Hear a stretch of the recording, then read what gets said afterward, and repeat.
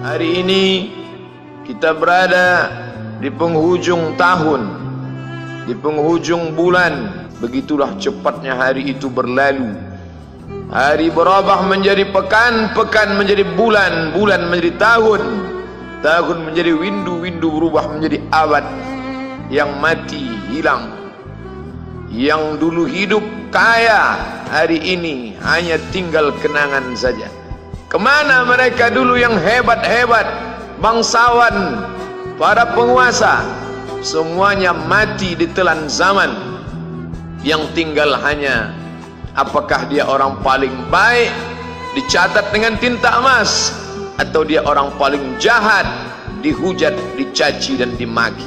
Harimau mati meninggalkan belang, gajah mati meninggalkan gading, manusia mati meninggalkan nama, nama yang baik atau nama yang buruk. Wa tilkal ayyamu nudawiluha bainan nas. Demikianlah hari demi hari kami pergantikan di antara manusia. Untuk apa hari ini dirubah Allah Ta'ala? Mengapa hari ini datang silih berganti dan kita ada di dalam zaman itu? Liya'lamallahu alladhina amanu. Allah ingin menguji siapa yang imannya tetap istiqamah, siapa yang masih tetap beriman sampai hari ini. Khatib mengucapkan alhamdulillah, nikmat yang paling besar adalah nikmat istiqamah dalam iman dan Islam. Berapa banyak ketika hari berubah, yang dulunya dia adalah orang baik-baik, hari ini berubah menjadi tidak baik. Yusbihu mu'minan, pada waktu pagi dia beriman, wa yumsi kafiran, petang hari dia berubah menjadi kafir. Maka kita selalu meminta, ya muqallibal qulub, wahai engkau yang membolak-balikkan hati, tsabbit qulubana, kokohkan hati kami, ala dinik, dalam agamamu, wa ala ta'atik, dalam ketaatan kepadamu.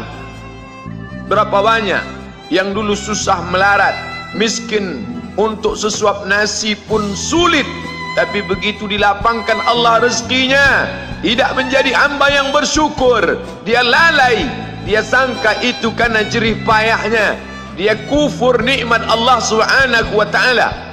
Tapi siang hari ini alhamdulillah, ada hamba yang disehatkan Allah, dia tetap bersyukur. Ada hamba yang ditingkatkan Allah rezekinya, dia tetap bersyukur. Ada hamba yang dinaikkan Allah kuasanya, dia tetap bersyukur. La in syakartum, kalau kamu syukuri nikmat itu, la azidannakum, pasti akan kutambah. Wala in kafartum, tapi ingat, kalau kamu kufur, kamu ingkar, inna azabi lasyadid, azabku amat sangat hebat, amat sangat dahsyat, amat sangat mengerikan. Berapa banyak orang di masa lalu mati dalam azab Allah Subhanahu wa ta'ala. Tapi itulah manusia, diambil dari kata nasya, lupa. Dia tidak pernah ingat apa yang pernah ditimpakan Allah kepada kaum-kaum sebelumnya. Wa ila samud akhahum salihah, kepada kaum Samud diutus Nabi Saleh. Mana mereka sekarang? Punah, musnah, tidak ada lagi di atas muka bumi Allah. Wa ila Madyan akhahum Syuaiba, kepada kaum Madian diutus Nabi Syuaib. Mana mereka sekarang? Punah, musnah, tidak ada jejaknya di atas muka bumi. Wa ila adin akhahum Huda, kepada kaum Ad diutus Nabi Hud. Tidak satu pun ada di atas muka bumi. Tapi orang tetap juga angkuh dan sombong. Memang itulah manusia yang berada di atas muka bumi Allah Subhanahu wa ta'ala. Maka orang-orang yang baik tidak pernah berhenti mengajak kepada kebaikan. Umat ini dikatakan baik bukan karena banyak ibadahnya. Umat ini dikatakan baik bukan karena dia pergi bolak-balik ke kota Makkah Al-Mukarramah untuk haji dan umrah. Allah puji umat ini, kuntum khaira ummah, kalian umat terbaik. Kapan? Bila umat ini disebut umat terbaik? Ta'muruna bil ma'ruf, ketika engkau sanggup mengingatkan saudaramu dalam kebaikan. Pagi ingatkan tentang siang, siang ingatkan tentang petang, petang ingatkan tentang malam, malam ingatkan bahwa esok pagi kita tetap berbuat baik. Wa tanhauna 'anil munkar, larang mereka dari perbuatan mungkar. Maka hari-hari yang sudah kita lewati di masa yang lalu, sanggupkah akan pulang kembali? Pepatah Arab mengatakan lan tarji'al ayyamul lati madat, yang lalu tak dapat terulang kembali. Apakah semua itu berlalu begitu saja? Tidak ada yang percuma, tidak ada yang gratis, tidak ada yang sia-sia. Semua akan diminta pertanggungjawaban di hadapan Allah Subhanahu wa ta'ala. Sejak kita tegak di atas muka bumi ini, sejak kita diberikan nafas, diberikan hidup, diberikan nyawa, maka sejak itu kita ditanya, apa khalaqnakum abatha? Apakah kalian kami ciptakan sia-sia? Apakah kami sangka? Apakah kamu semua menduga bahwa kami menciptakan kamu lalu kamu tidak akan kembali menghadap kami? Semua akan diminta pertanggungjawaban di hadapan Allah Subhanahu wa ta'ala. Tidak ada kata yang dapat terucap dari lidah orang beriman selain ucapan astaghfirullahaladzim. Ampunkan segala dosaku di masa yang lalu. Aku lalai dan lupa ya Allah. Kami termasuk orang-orang yang menghilangkan usia kami ya Allah. Kami tak tahu kemana umur kami selama ini. Berapa jam untuk perbuatan dosa, berapa untuk perbuatan maksiat. Padahal ketika tiba masanya, kami semua akan menghadapmu, dan pada saat itu semua akan dihitung menit demi detik. Detik semuanya tidak ada yang lepas daripada pengawasan. Inna alaikum lahafizin, bersama kamu ada malaikat hafazah kiraman mulia, katibin mencatat, ya'lamuna ma taf'alun, dia tahu semua yang kamu lakukan. Betapa waktu-waktu yang lalu itu tak dapat kita tebus dengan apapun selain kita perbaiki di masa yang akan datang. Tingkatkan kualitas salat berjamaah, tingkatkan membaca Al-Quran.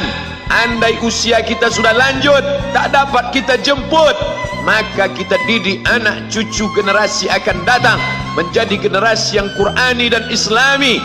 Sab'atun yudhilluhumullah, ada 7 di antara yang dapat naungan Allah. Yauma la dhilla illa dhilluh, hari itu tidak ada naungan kecuali naungan Allah Subhanahu wa ta'ala. Di antara yang mendapat naungan itu adalah syabun, anak muda, nasya'at fi ibadatillah, anak muda yang tumbuh beribadah kepada Allah Subhanahu wa ta'ala. Andai masa muda kita penuh dosa, andai masa muda kita penuh narkoba, andai masa muda kita penuh zina, wal iyadzubillah wa na'udzubillah, jangan sangka Allah tutup pintu taubat. Innallaha la yaghfiru ayyushraka bihi, Allah tak terima taubat orang yang mempersekutukannya. Wa yaghfiru ma duna dzalika liman yasha, tapi taubat selain itu diterima, dibukakan Allah Ta'ala. Mari perbaiki anak menantu, cucu, kawan, sahabat, andai talat, ajak ke jalan Allah Subhanahu wa ta'ala.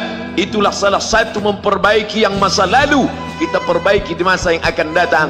Di antara tujuan Allah mengapa dia buat kita masih hidup di akhir tahun ini, ya'lamallahu allazina amanu, Allah menguji siapa yang masih tetap dalam istiqamah iman dan Islam.